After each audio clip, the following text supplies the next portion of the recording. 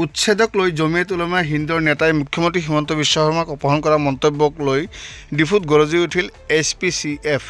অসমৰ অবৈধ বেদখলকাৰীক উচ্ছেদক লৈ জমিয়ত উলামা হিন্দৰ নেতাই মুখ্যমন্ত্ৰী হিমন্ত বিশ্ব শৰ্মাক অপহৰণ কৰিব লাগে বুলি কৰা মন্তব্যক লৈ গৰজি উঠিল কাৰ্বি আংলঙৰ 29টা জাতি জনগোষ্ঠীয় উমৈহতীয়া মঞ্চ হিলছ পিপুল কালচাৰেল ফৰ্মকৈ SPCF দেওবাৰে দিনৰ প্ৰায় 2 মান বজাত ডিফু লামডিং পথৰ SPCFৰ কাৰ্যালয়ত এক সংবাদমেল সম্বোধন কৰে SPCFৰ নেতাসকলে। মুখ্যমন্ত্ৰী ডক্টৰ হিমন্ত বিশ্ব শৰ্মাৰ নেতৃত্বত অসমৰ বিভিন্ন প্ৰান্তত চলি থকা অবৈধ বেদখলকাৰীক কৰা উচ্ছেদ অভিযানক পূৰ্ণ সমৰ্থন জনাই এনে অভিযান অব্যাহত ৰাখিবলৈ আহ্বান জনায় SPCFৰ নেতাসকলে।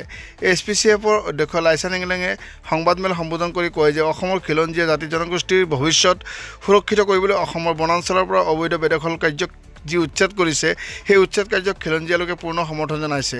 অসমৰ একাংশ দল সংগঠনে উচ্ছেদৰ বিৰোধিতা কৰি খিলঞ্জীয়া স্বাৰ্থ পৰিপন্থী কাম কৰিছে।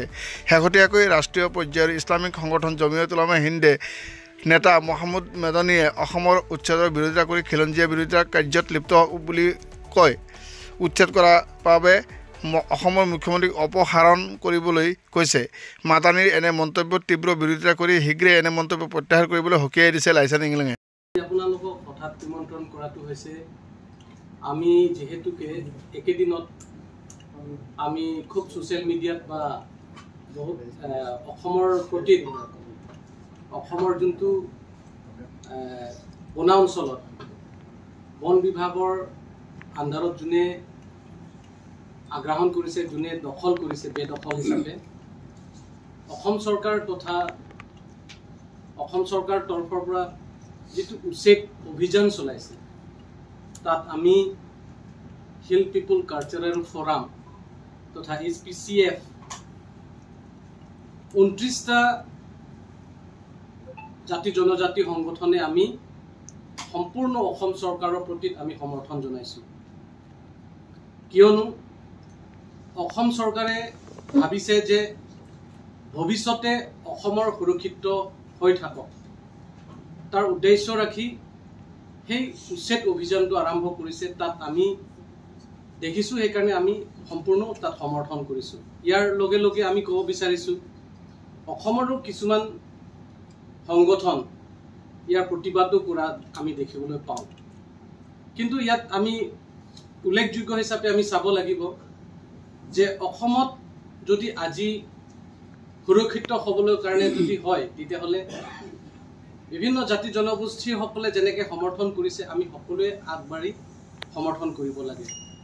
আৰু ইয়াৰ লগে লগে এই উচ্ছেদৰ অভিযানত দেখি কিছুমান সংগঠনে বিশেষকৈ নেশ্যনেল লেভেলত মুছলিম সংগঠনে জামিয়াত উলামা উলামা হিন্দ সেই সংগঠনৰ সভাপতিয়ে বক্তব্য ৰাখিছে যে তেখেতে সন্মানীয় মাননীয় মুখ্যমন্ত্ৰী ডক্টৰ হিমন্ত বিশ্ব শৰ্মা বা অসম চিফ মিনিষ্টাৰ তেখেতক ৰিমুভ কৰিব লাগে নেকি বক্তব্যত আমি দেখিবলৈ পাওঁ যে কিছুমানত বক্তব্য ৰখাটো হৈছে সেই উচ্ছেদৰ অভিযানৰ লগত তেওঁলোকে উচ্ছেদটো বন্ধ কৰাৰ এনেকৈ ইংগিত দিয়া সকলেও এইটো বন্ধ কৰিব লাগে। অসমৰ খিলঞ্জীয়াই বিচাৰিছে, অসমৰ বিভিন্ন জাতি জনগোষ্ঠীয়ে বিচাৰিছে উচ্ছেদটো বন্ধ হ'ব নালাগে। আৰু এটা কথা আমি ক'ব বিচাৰিছোঁ, মাননীয় আমাৰ সন্মানীয় doctor Himanta Biswa Sarma chief minister ছাৰে যেনেকৈ অসমৰ ভিত্তিত বিভিন্ন জাগাত উচ্ছেদ চলাইছে, কাৰ্বি আংলং সাহিত্য পৰিষদৰ আণ্ডাৰতো তেখেতে ল এণ্ড অৰ্ডাৰ সহায় কৰি পেলাই দুদু কলনী জাগাত উচ্ছেদ হৈছে আৰু লাংকাইজাৰ নিচিনা উচ্ছেদ হৈছে। আৰু ইয়াত উচ্ছেদ কৰিবলগীয়া আছে। ইয়াতে মানে যোনখিনিত এতিয়া চিনাক্ত কৰি পেলাই যোনখিনি বনা অঞ্চলত বেদখল হিচাপে আছে কাৰ্বি আংলঙৰ প্ৰতিটো উচ্ছেদ কৰিব লাগে।